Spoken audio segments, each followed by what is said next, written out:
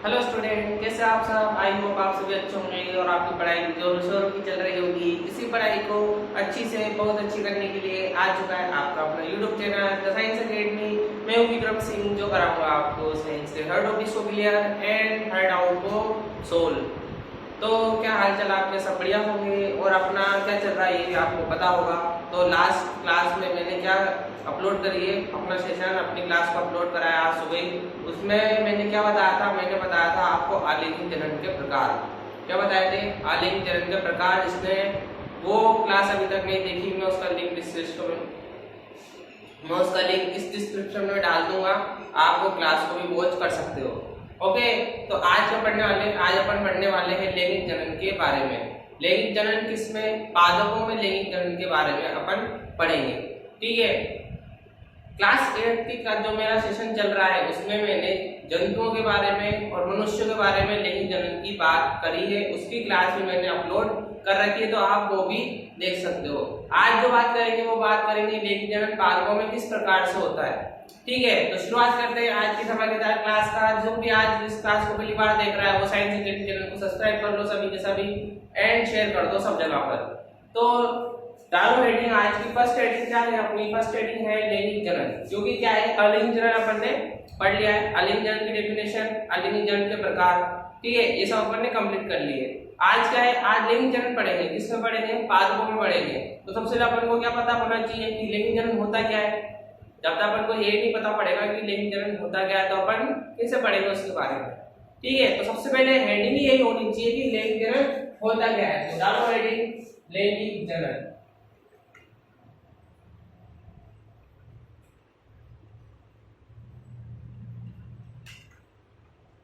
क्या है? लैंगिक जनन। इंग्लिश में क्या कहा जाता है? इंग्लिश में कहा जाता है सेक्सुअल रिप्रोडक्शन। ठीक है, कि लैंगिक जनन। कि अलैंगिक जनन क्या होता है? अलैंगिक जनन में होता है, जैसे कि आपकी डेफिनेशन में मैंने लिखवाया था, कि जिसमें बिना बीजों के ही क्या कर सके, अपन पादप प्राप्त कर सके, उसे क्या कहा जाएगा? अलैंगिक जनन कहा जाएगा। कि उसमें क्या होगा कि उसमें बिना बीज के ही आप नए पादप को उगा सकते हो। ठीक है, ये अलैंगिक जनन का प्रकार है। ठीक है, यह अलैंगिक जनन होता है। ठीक, लैंगिक जनन में क्या होता है कि इसमें बीजों का उपयोग किया जाता है नए पादप को उगाने के लिए। ठीक है, उसमें बिना बीज, इसमें बीजों का उपयोग किया जाता है। ये हो गई आपके बुक के हिसाब से डेफिनेशन। ये हो गई आपके बुक से हिसाब से डेफिनेशन। दूसरी बात, लैंगिक जनन में क्या होता है? लैंगिक जनन में दो जनों का होना बहुत जरूरी होता है। ठीक है, फिर भले वो पादप हो या फिर इंसान हो या फिर जानवर हो। लैंगिक जनन की जब भी बात करी जाएगी तो उसमें दो जनों का होना बहुत जरूरी होता है, नर जननम और मादा जननम। ठीक है, नर और मादा का होना बहुत ही जरूरी होता है। पादपों में भी होता है और मनुष्यों में भी होता है और जानवरों में भी होता है। ठीक है, लैंगिक जनन का यही एक फंडा होता है कि लैंगिक जनन को पहचानने का सबसे मेन जो आप देख सकते हो वो ये होता है कि उसमें दो प्राणी आवश्यक होते हैं। ठीक है, कि दो प्राणियों का होना जरूरी है। ठीक है, भले वो पादप हो या फिर वो कोई मनुष्य हो, कोई भी हो। अलैंगिक जनन में क्या होता है? एक जना ही क्या कर सकता है? वृद्धि कर सकता है अपनी संतति में। ठीक है, लैंगिक जनन में दो जनों का होना जरूरी है, एक जने से कुछ नहीं होने वाला। ठीक है, ये बात तो आप मानते हो। ठीक है, आपकी मदर फादर है, ठीक है, एक नर है एक मादा है, उसकी के बाद ही तो आपकी उत्पत्ति हुई ना संसार में। तो वो क्या कर रहे हैं? वो एक तरीके से लैंगिक जनन कर रहे हैं। ठीक है, कि डेफिनेटली लैंगिक जनन कर रहे हैं वो। ठीक है, तो लैंगिक जनन क्या होता है कि जिसमें पादप को उगाने के लिए बीजों की आवश्यकता होती हो, या जिसमें नर और मादा जननांग दोनों हो और वो लैंगिक जनन को करे, तब क्या होगा? उसमें वृद्धि होगी। वो क्या कहलाएगा? लैंगिक जनन कहलाएगा। ठीक है, तो लिखो डेफिनेशन मेरे साथ।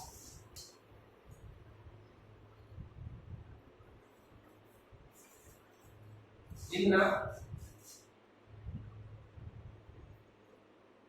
वह जनन जिसमें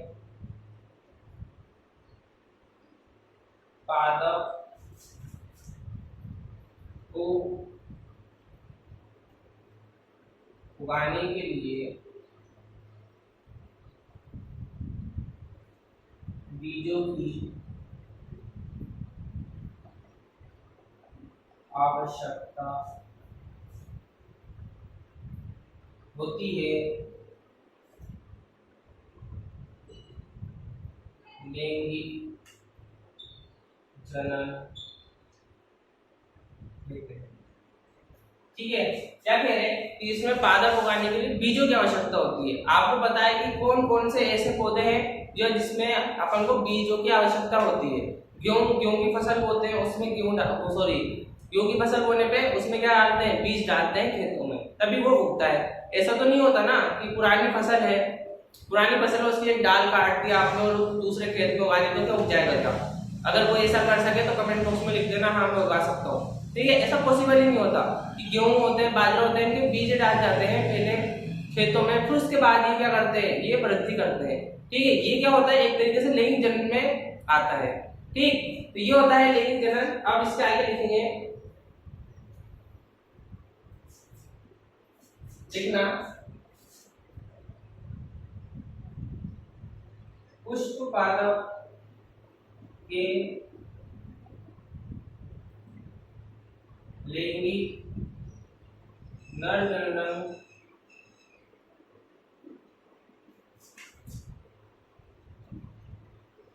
पुंकेसर तथा मादा जननम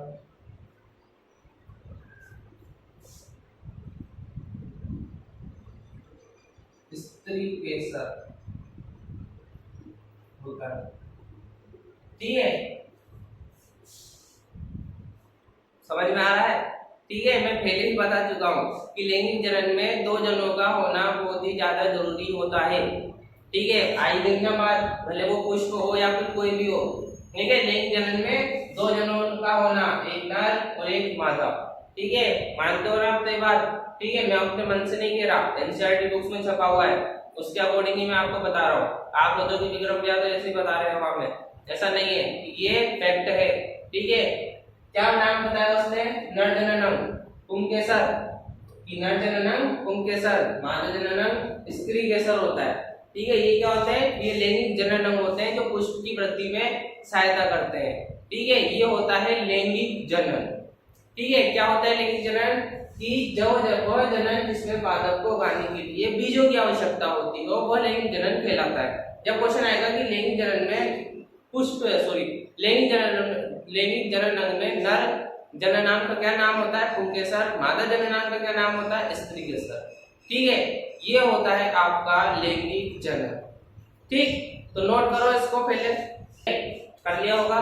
ठीक, एक चीज आप रिमाइंड करना कि जब भी लैंगिक जनन के बारे में बात करी जाएगी तो होते हैं नर युग्मक और मादा युग्मक। क्या होते हैं, नर युग्मक और मादा युग्मक। ठीक है, जब ये नर युग्मक और मादा युग्मक आपस में मिलते हैं तभी पुष्प के भाग में क्या होती है, वृद्धि होती है। ठीक है, कि जब ये दोनों आपस में मिलेंगे, ठीक है, जब ये आपस में मिलेंगे तभी क्या करेगा, पुष्प वृद्धि करेगा। वह पुष्प जो लैंगिक जनन करता होगा, ठीक है, वह पुष्प जो लैंगिक जनन करता होगा, गुलाब का, ठीक है, ये इसमें नोट मत करना। ठीक है, गुलाब में क्या होता है, अलैंगिक जनन होता है। ठीक है, तो बात होती है नर युग्मक और मादा युग्मक। ठीक है, नर युग्मक होते हैं इसमें नर युग्मक परागकण और मादा युग्मक वर्तिकाग्र। ठीक है, नर युग्मक परागकण, मादा युग्मक वर्तिकाग्र, ये दोनों जो आपस में मिलते हैं तो क्या होती है, निषेचन की क्रिया होती है। क्या होती है, निषेचन की क्रिया होती है। ये दोनों जब आपस में मिलते हैं तो निषेचन की क्रिया होती है, और जब क्या करता है, पुष्प अपने भाग में वृद्धि करता है। ठीक है, ये होता है नर युग्मक और मादा युग्मक। नर युग्मक का काम क्या होता है कि मादा युग्मक के वर्तिकाग्र तक पहुंचना, और वो कैसे पहुंचता है वो अपन पढ़ेंगे अपनी अगले टॉपिक पे।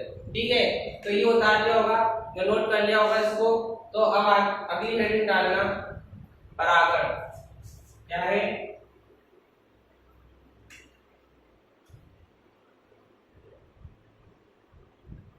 ठीक है, क्या है, परागण। ठीक है, परागण होता है। ठीक, परागण क्या होता है, परागण होता है कि परागकोश का परागकणों से पुष्प के वर्तिकाग्र तक पहुंचना। ठीक है, कि परागकोश के परागकणों का पुष्प के बढ़ती काग्र तक पहुंचना, ये क्या कहलाता है? परागण कहलाता है। उससे पहले मैं आपको डायग्राम के थ्रू एक बार समझा देता हूँ, ठीक है? उससे आपको क्या होगी? आसानी होगी उससे आपको, ठीक है? तो मैं आपको पहले समझा देता हूँ कि डायग्राम के थ्रू कैसा होता है, ठीक? बात करते हैं नर जननांग पुंकेसर की। किसकी? पुंकेसर की। मादा जननांग स्त्री केसर, ठीक?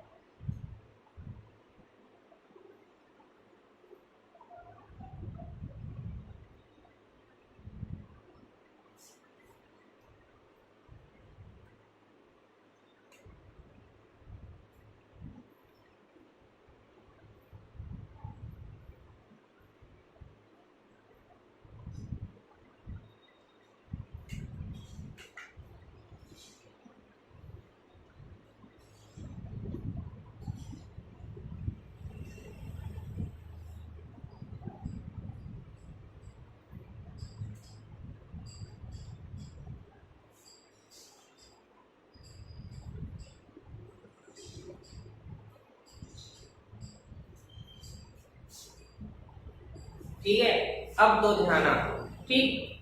ध्यान कैसे दोगे? बात किसकी है? नर जनन। किसकी बात है? नर जनन अंग।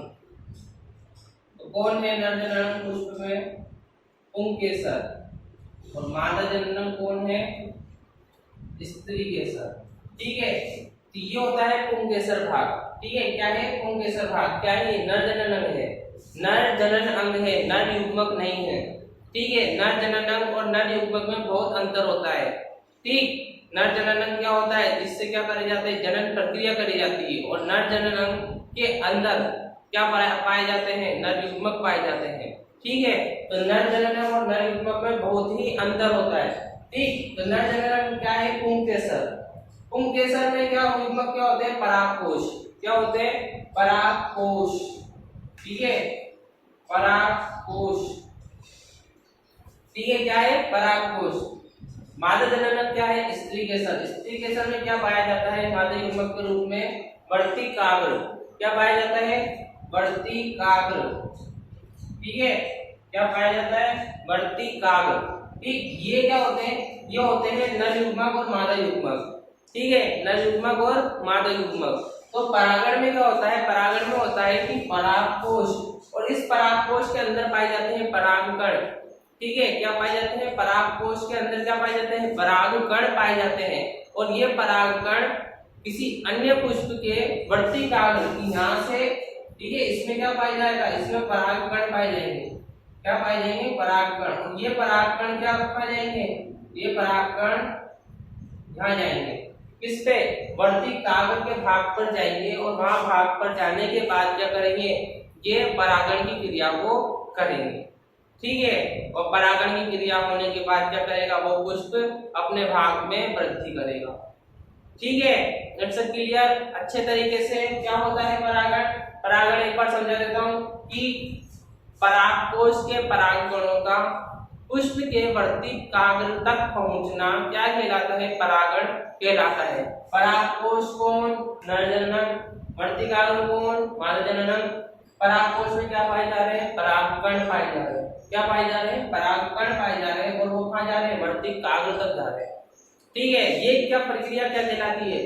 परागण कहलाती है, ठीक है? परागण कहलाती है, ठीक है? तो इसको बनाना चाहो तो बना लो डायग्राम को आपकी हेल्प के लिए, ठीक है?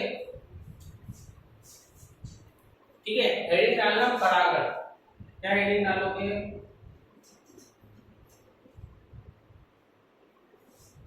परागण। तो क्या बोला था मैंने?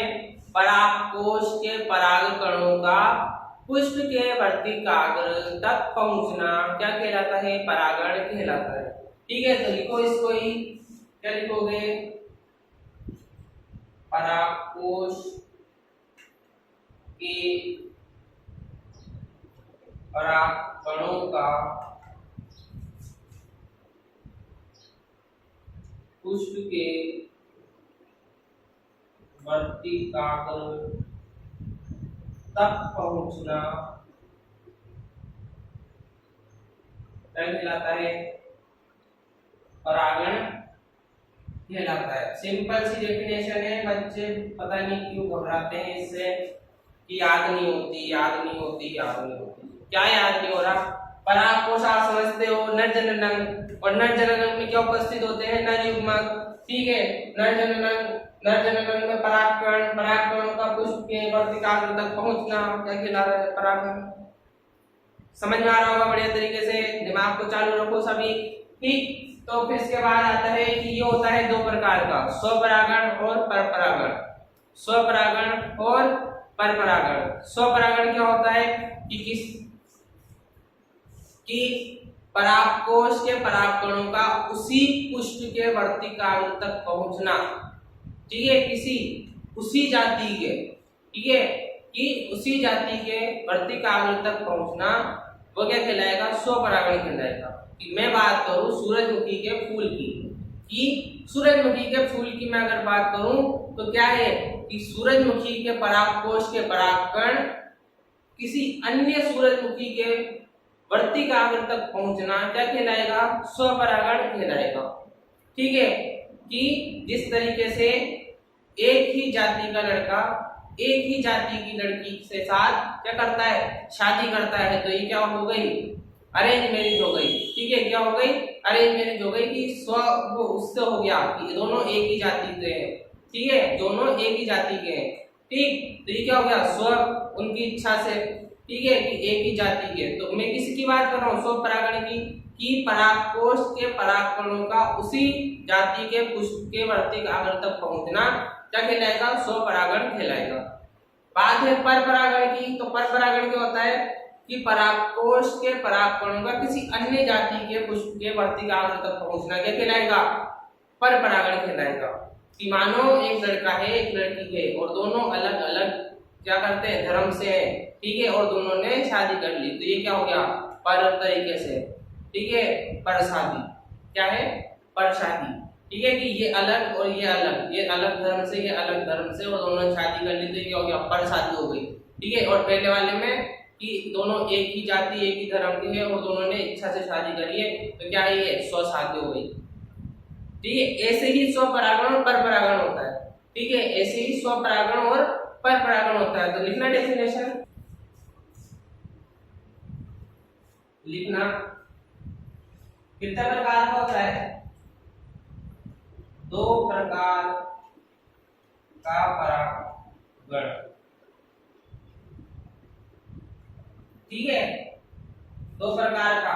पहला क्या है? स्वपरागण। क्या है? स्वपरागण। तो स्वपरागण क्या होता है कि परागकोश के परागकणों का उसी जाति के पुष्प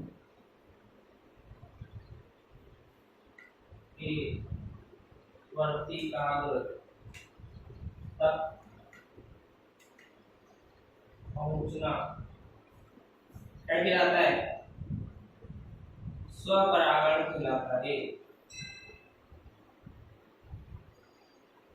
ठीक है, और बात आए जब परपरागण की, तो दूसरी छोरी। ठीक है, पर परागण। तो परपरागण क्या होता है कि सेम वही है, परागकोश के परागकणों का किसी अन्य जाति के पुष्प के बढ़ती काव्य तक पहुंचना, ये कहलाएगा पर परागण। तो परागकोश के परागकण, परागकोश के परागकणों का किसी अन्य जाति के पुष्प के वर्तिकाग्र, पुष्प के वर्तिकाग्र तक पहुंचना, क्या कहलाता है? पर परागण कहलाता है। समझ में आ गया होगा ढंग से? अगर सभी को समझ में आ रहा है तो लाइक का बटन दबा दो सभी, इतने लिए, ठीक है। स्वपरागण और पर परागण यहाँ पे खत्म होता है, ठीक है। स्वपरागण पर परागण, स्वपरागण यानी परागकोश के परागकणों का सेम जाति के पुष्प के वर्तिकाग्र तक पहुंचना स्वपरागण। पर परागण में क्या होता है? किसी अन्य जाति के वर्तिकाग्र तक पहुंचना, किसका? परागकणों का, तो क्या कहलाएगा? पर परागण कहलाएगा। तो पूरा नोट कर लो एक बार, परागण क्या होता है, ठीक है, स्वपरागण क्या होता है, पर परागण क्या होता है, सब नोट कर लो होगा। तो इसी के साथ यहाँ पे आपका खत्म होता है चैप्टर नंबर 12 पादप में जनन। बढ़िया तरीके से अलैंगिक जनन, लैंगिक जनन, परागण, कायिक परिवर्तन, कूलन, खंडन सब पढ़ लिया है अपन ने इस चैप्टर में। तो यहाँ पे आज अपन इस चैप्टर को फिनिश करते हैं बिल्कुल अच्छे तरीके से। तो आप सभी को अगर मजा आ रहा है क्लास में तो क्या करना है? लाइक का बटन दबा देना है सभी को, और साइंस एकेडमी चैनल को सभी ज्वाइन कर लो, सब्सक्राइब करो और शेयर कर दो अपने सभी फ्रेंड सर्किल एंड सभी क्लासमेट को। तो मिलते हैं अपनी नेक्स्ट क्लास में, तब तक के लिए जय हिंद।